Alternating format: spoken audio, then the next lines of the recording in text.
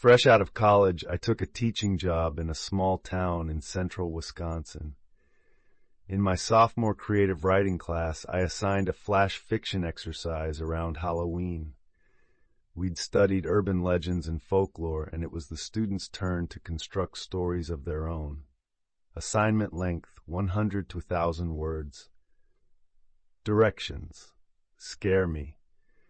The submission quality was as expected. These were sophomores, after all, but one story stood out halfway through my stack of papers, a piece by a quiet student named Jake. His first-person flash fiction story seemed so real, like it was dipped in reality, a little too closely. Almost like he wasn't making it up, but had been retelling something that happened to him. I put it aside, impressed. Kate's submission was the last paper in the stack. I remember the reading experience vividly, the beads of sweat accumulating around my temples, the clickety-click of the red pen in my hand, and a weird feeling of dread in the pit of my stomach. I placed it on top of Jake's story, and I thought, what the hell am I going to do? I still have photocopies of the original stories, and I often wonder, why do I still have these?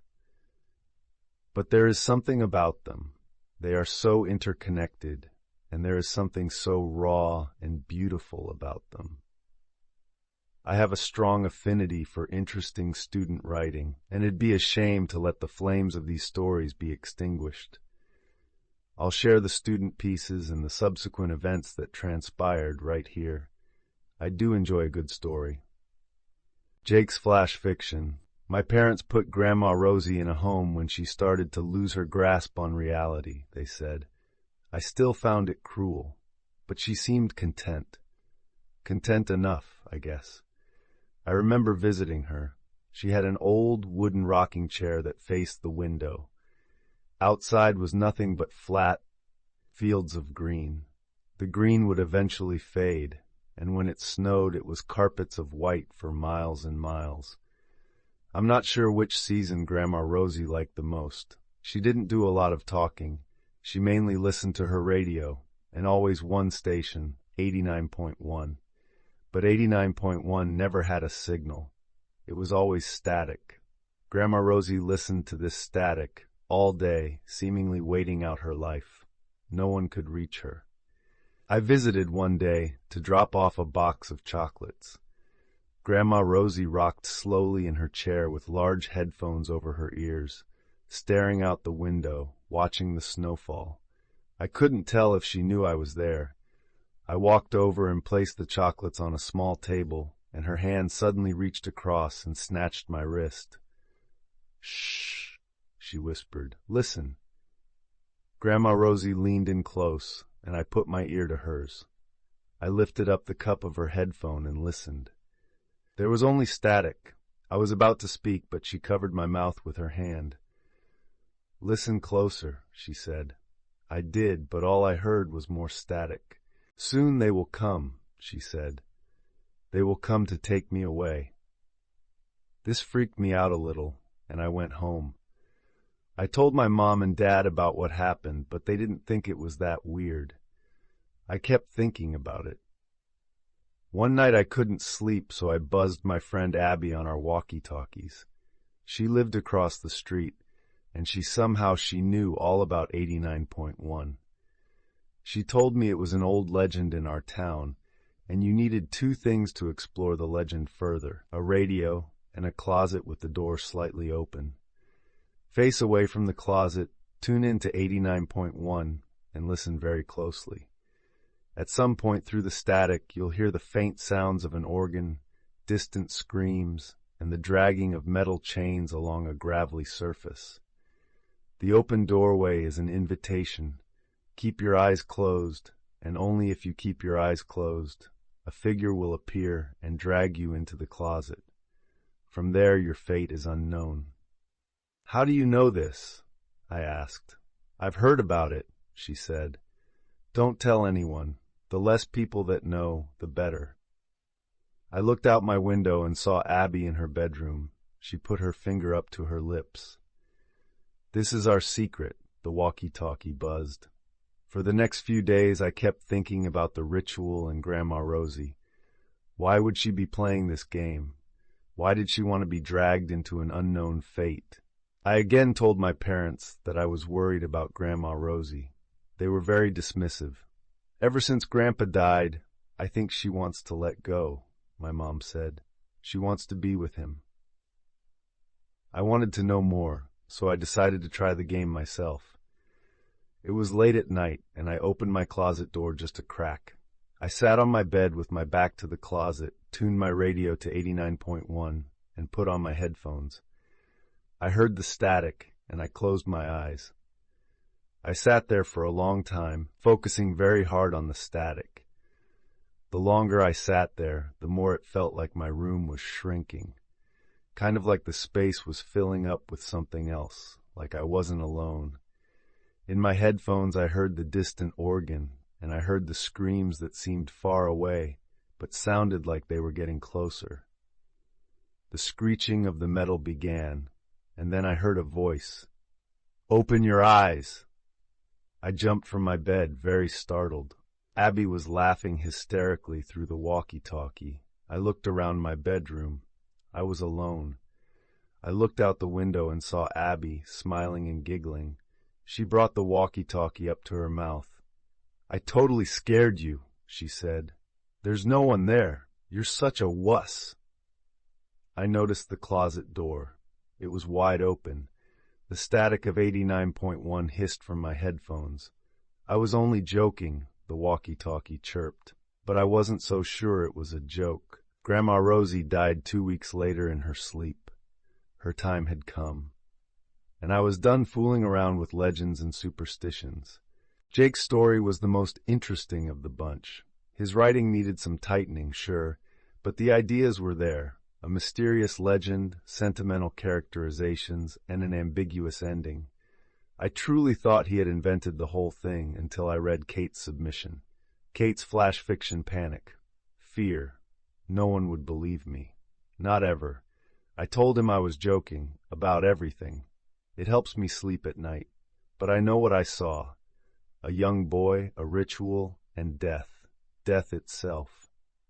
A black death with a clutching grip, an entity that surrounds its victim, dragging a companion to its secret and eternal lair. But I was joking all along, which made it okay. I had to know more. I went to her room. It felt recently vacated, like the plug had just been pulled from a sink. Headphones on the floor, static. Nothing but static. Noises from the closet, labored breathing, fingernails squeaking on the door from the inside. I clutched the handle. Something else. Something dark. Can't open it. Won't open it. Refuse to let it out. I slowly back away, a tiny voice squeaking. "Help me." Static echoing in the small room. Nothing but static. I close the door on my way out. Won't let it out. Won't tell. Will never tell. My story doesn't exist. It's simply not there. It's nothing but static. Here I had two seemingly intertwined stories. Jake's more traditional folklore story, and Kate's personalized flash fiction focusing on emotion, regret, and secrets. Perhaps I'd been swimming in urban legends too long, or maybe I'd been the victim of too many horrendous student essays and stories to count, but I couldn't shake the notion. This seems real. A few days after Halloween, I kept Kate after school. I wanted to know more. Specifically, was she the Abby character in Jake's story, and was she confessing to visiting the grandmother in her own piece? I pulled out Kate's flash fiction, and I asked about how she wrote it. What was her inspiration? She shrugged. "I guess it's avant-garde. I was just experimenting with ideas. Did you like it?" I nodded. "It was an interesting piece," I told her. "Have you ever heard of 89.1? Kate asked me. I started to speak, but couldn't. A few words sputtered out, but were interrupted by Kate's laughing. "Oh my gosh, Mr. Patrick, the whole thing was just a joke!" Kate explained how she and Jake conspired to write multiple viewpoints of the same story, partially as a creative writing exercise, but mainly just to screw with me. The whole thing was made up. It was a Halloween prank. "We so got you, Mr. Patrick," Kate laughed. I smiled uncomfortably. It was a good one, and yes, they got me. I told her that I enjoyed her piece. "Let's continue developing your avant-garde writing and enjoy your Halloween." But something didn't feel right. I had drinks with a veteran, freshman English instructor, me the first-year teacher in a new town, and he the wily old mentor. I told him about the assignment and the stories Jake and Kate turned in. He laughed and thought about it a bit more. "That just seems off," he said. "You said Jake and Kate conspired to play a joke? They were thick as thieves in my class at the start of the school year, but in the fall they stopped talking, wouldn't even look at each other anymore. Had some sort of falling out. I guess they made up." For the next few weeks I watched Jake and Kate closely, in my class and in the hallways. They didn't speak once, never even looked at each other. I scheduled a story conference with Jake, and I let him know how much I'd enjoyed his growth as a writer, especially his Halloween flash fiction piece. I grinned and told him that his prank with Kate had totally burned me. Jake smiled awkwardly. "We got you, huh?" he said. "It was Kate's idea." Everything was made up, he claimed. There was no 89.1, and he had no grandmother who passed away in a home. All of the characters and situations were straight, 100% fiction. I told him good job, and to keep writing. Still, the situation seemed amiss, like I was missing part of the act. Was it possible that these two were so committed to screwing with me that they wouldn't even speak at school? Or maybe they were dating and didn't want anyone else to know, so they played it cool in the hallways and in class. They were 15-year-old kids, after all. That seemed reasonable. But it was keeping me awake at night. Nothing else mattered. I taught during the day, and I obsessed over the stories in the evening. News, sports, and current events faded to the background. The real world slipped away. I pushed forward, armed with a couple of possible last names. Thank you, app school records. I called senior citizen homes in the area. I was trying to track down my mom's old friend, Rosie, I told them. Each phone call followed the same script. The receptionist went through the files and found nothing. No one there by either last name I had. I scoured the internet, and I spent too much time in the stacks of the local library. I found no folklore or urban legends relating to 89.1. And each time I felt like quitting, I pulled out my photocopy of Kate's story. She had visited Jake's grandmother. It simply felt so real. I knew it wasn't fake. In a last-ditch effort, I spent a lot of time alone in my bedroom, listening to the static of 89.1 with my eyes closed and the door slightly ajar. I'd hone in on the static, and I'd listen deeply and intently for the chimes of the organ, the harsh and troubled screams in the distance, and the clinkety-clink of the metal chains. Sometimes I'd think it was there, and I just had to focus a little harder. And I'd sense a presence in my bedroom about to creep out of my closet, the dark mist waiting to drag me away. I wanted it to come because I wanted this story to be real, but it didn't come. One day at school I saw Jake and Kate smiling and laughing at Jake's locker. I walked past them and Kate winked at me. That was the clincher. I finally succumbed to the notion that I'd been had. It was over.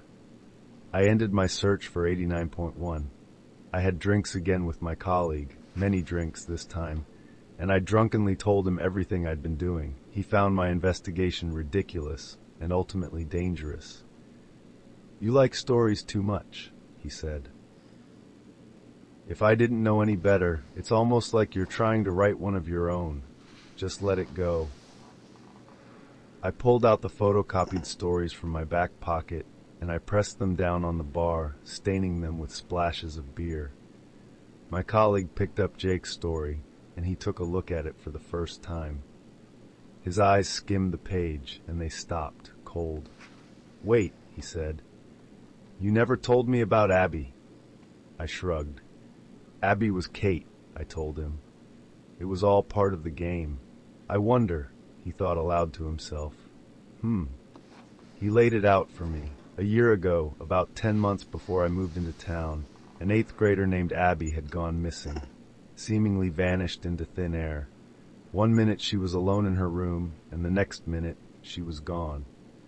Some suspected that she ran away, but there were no clues, no evidence of foul play, no suspicious or shady family members or neighbors. She was simply gone. I read Kate's piece again. My heart sank. The whole time, I assumed it was about her visiting the grandmother. But maybe I was wrong.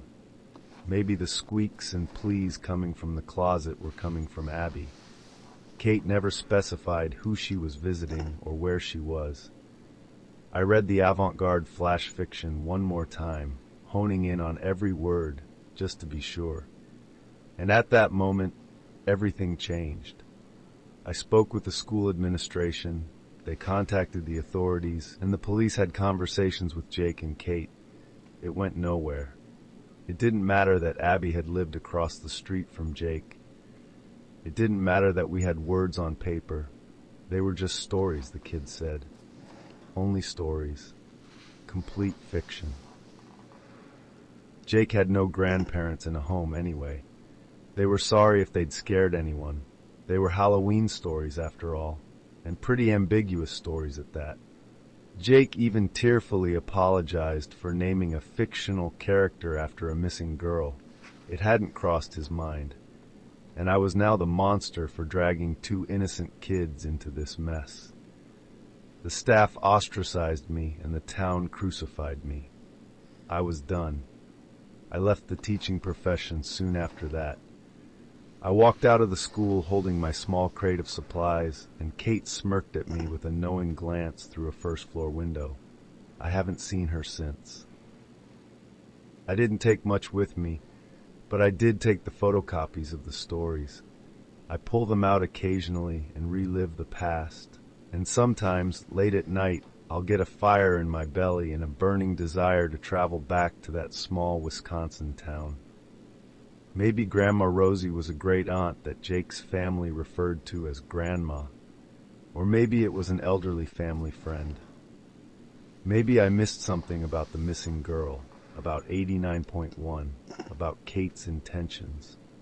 Perhaps I can try the ritual a few more times just to see what happens. Or maybe it's just all bullshit. It was 10 years ago. And I'm probably the only one that thinks there's a shred of truth in those stories. I'd be wasting my time. But it still keeps me up at night, the slim chance that it's all true. And oftentimes the idea of it is something I contemplate more than what really happened to Abby and the grandmother in the story. If it is true, why did the kids write it all down like that? I don't have a good answer. I'll never have one.